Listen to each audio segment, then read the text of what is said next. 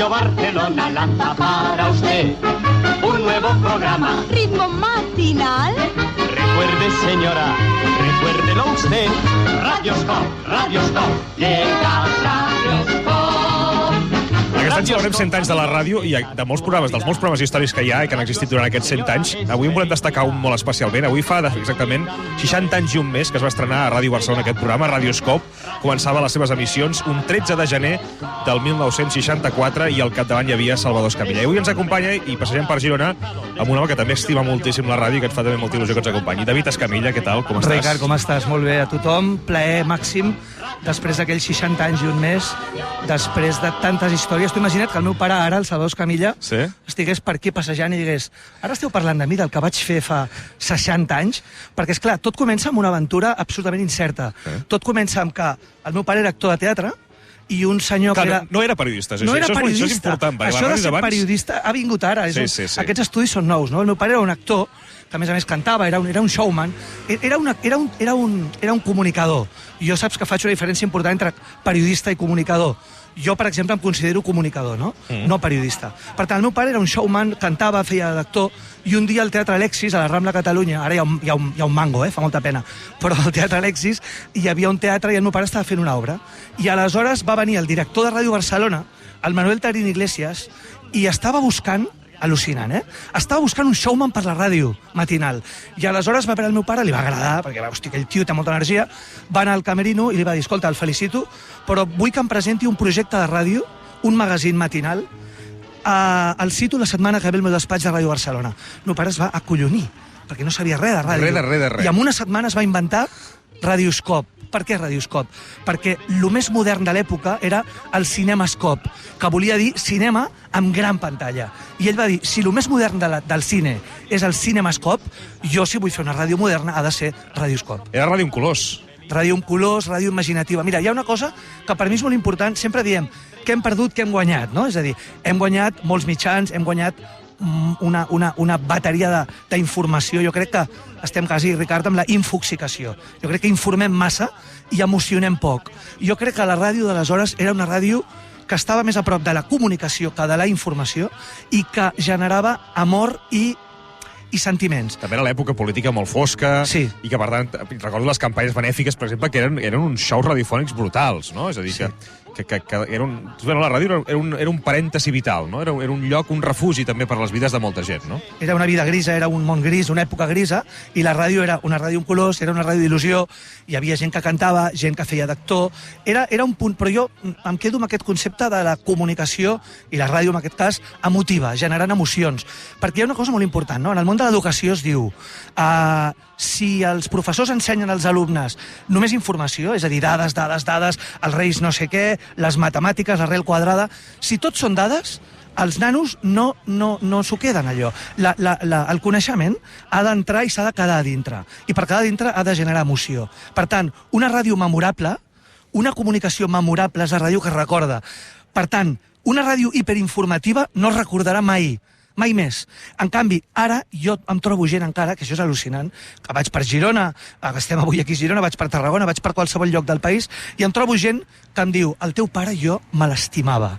Esclar, ja no és allò de dir era famós... Va entrar dins del meu cor, no? Em va donar alegria, no? Perquè era emoció. Després d'aquesta sintonia que escoltàvem, Radioscop va ser un programa que, com dèiem, molt famós. Després d'aquesta impactant sintonia que escoltàvem, en Salvador i la Maria Fernanda saludaven així.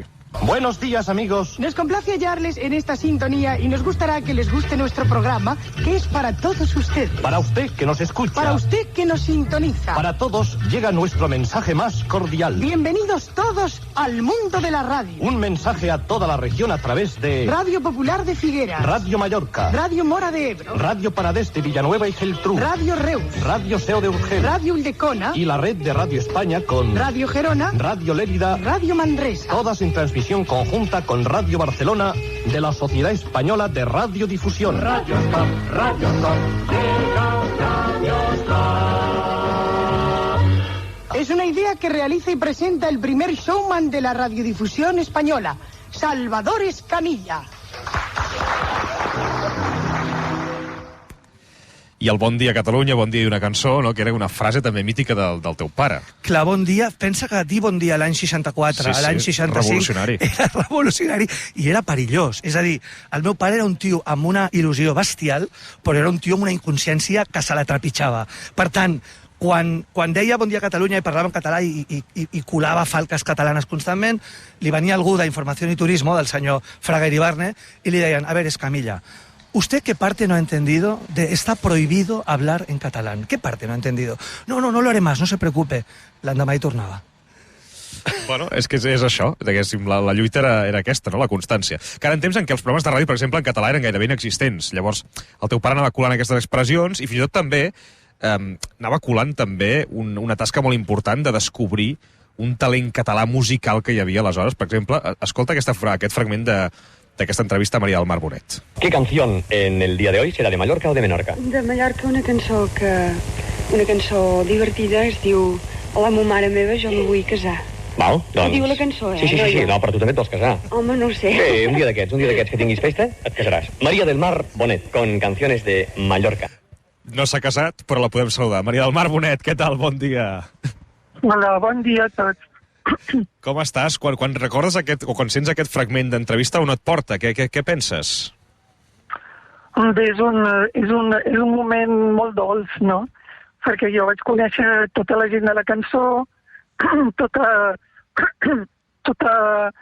els 16 jutges que per mi eren importantíssims i que jo crec que varen formar part d'una quantitat de gent que anava en aquest programa amb el Salvador Escamilla, no? I hi vaig conèixer també la Queta i el Teo, uns nens que cantaven molt bé, de Mallorca, i recordo que tinc una foto aquí fora de la ràdio amb ells, no? I era un punt de conèixer gent, d'estar amb una persona, com heu dit, magnífica, comunicador, fantàstic, no?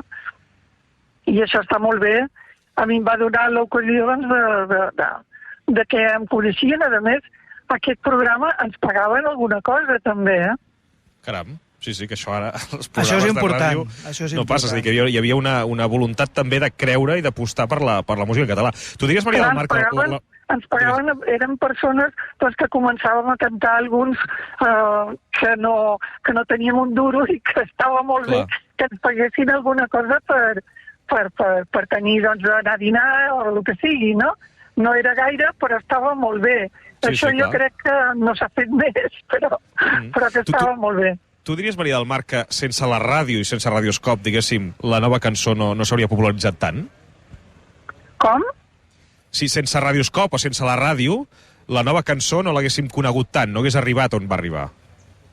No, jo crec que això no, jo crec que hagués arribat. El que passa que vull dir que els 16 jutges ja se'n varen cuidar molt de promocionar la nova cançó, sobretot quan va començar el grup, no? Anar per tot arreu i fer recitals importantíssims i la gent apoyava moltíssim la nova cançó. El que passa que un programa com aquest és un punt magnífic per connectar amb gent que potser doncs, no hagués anat a algun recital, no?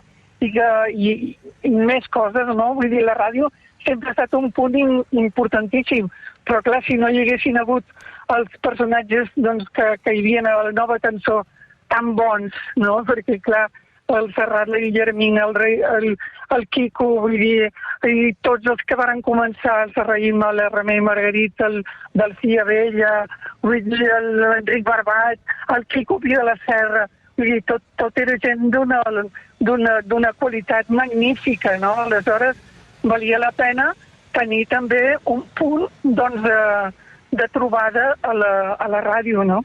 I sobretot amb una persona com el Salvador, que defensava la ràdio i la nostra llengua també, no? És molt conegut que Joan Manuel Serrat va debutar gràcies a Salvador Escamilla, per exemple, però tampoc, potser no és tan conegut, David, que també va descobrir la Trinca. Home, i tant, mira, la Trinca cada dia tenien un nom diferent. Un dia es deien Vikingos de la Costa, l'altre dia es deia els Tres com ballen, etc. I el meu pare un dia els va dir, com us dieu? Que us he de presentar aquí, hòstia, una ràdio important, no? Ràdio Barcelona, i ens diem els Vikingos de la Costa. El meu pare els va agafar, els va portar al seu despatxet que tenia allà, i diu, escolti, amb aquest nom no anem ni d'aquí la cantonada. Per tant, sou tres, hi havia una pel·lícula en aquella època, Ricard, que es deia La trinca de l'aire, una pel·lícula de cine en blanc i negre, etc. La trinca de l'aire, 3 aviadors.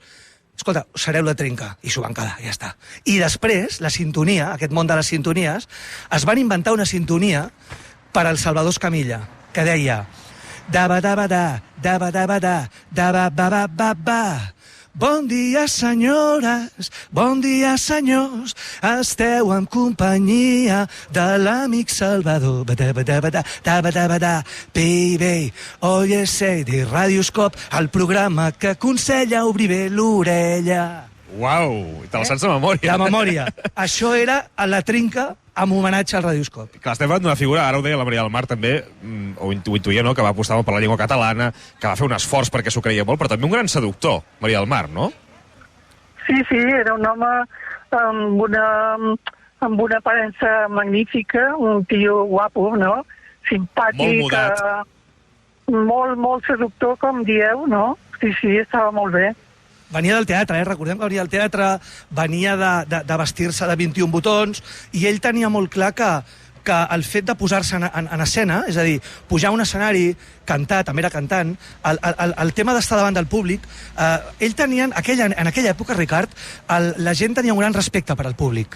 El respecte en paraula màxima, és a dir, fer una mise en escena, posar-se en un escenari, estar davant del públic volia dir anar ben afaitat, anar ben vestit, anar ben planxat, com un respecte, no? Mostrar el respecte. Un gran respecte per allò que deien el respectable, no? Mai millor dit, no? El respectable. No? I heu de pensar una cosa, que aquest programa tenia públic també. O sigui, era un petit teatre on la gent estava sentada i et podien veure en directe també, no? I això, clar, en el Salvador, doncs, per ell, jo crec que no era una obligació, perquè era un home molt presumit, però anava sempre molt ben vestit, amb corbata i, a més, molt ben arreglat, no? No sé, era una persona que sabia estar en escena i que aquella era una petita escena, també. No era només una ràdio, sinó era un petit teatre. Perquè la gent ens entengui, Ricard, era com un plató del late night, com el teu plató del col·lapse, no? Del col·lapse, exactament el mateix públic en directe. Tu tens una banda en directe, el meu pare tenia una banda en directe, i el meu pare era comunicador i cantant. Per tant, de cop entrevistava la Maria del Mar Bonet, entrevistava el Serrat, i de cop deia, i ara cantarem una cançó. Per tant, era show en directe a la ràdio. I això ho trobem també a faltar a la ràdio, un punt una mica més de desacomplexament, no? Sí. I també de posar la cultura en el centre, que això sempre ho tenia, no? I fer pensar la gent. És a dir, jo crec que ara estem, et deia fa una estona, en aquesta infoxicació. Crec que hi ha massa informació. Quan entrevistem a un artista com la Maria del Mar, quasi tota l'estona estem entrevistant-la i estem parlant amb ella i estem dient el teu últim disc, el teu segon disc, el teu tercer disc, els teus concerts, els teus anys, tots són informacions, però costa parlar d'emocions. Buscar l'emoció, no? Emocions. Avui ens hem emocionat recordant a Salvador Escamilla. Maria del Mar Bonet, gràcies per sumar-te al Dia Mundial de la Ràdio. Una abraçada. M'encanta estar amb vosaltres. Una abraçada a tots dos i fins molt aviat. Abraçada forta, estimada. Que vagi bé. I a tots, una abraçada a tots, i recordar el Salvador és recordar, doncs, també part de la nostra història com a cantants, i això està molt bé. Fantàstic. Maria del Mar, una abraçada. Adéu, que vagi bé. Adéu. I David Escamilla, també gràcies per acompanyar-me.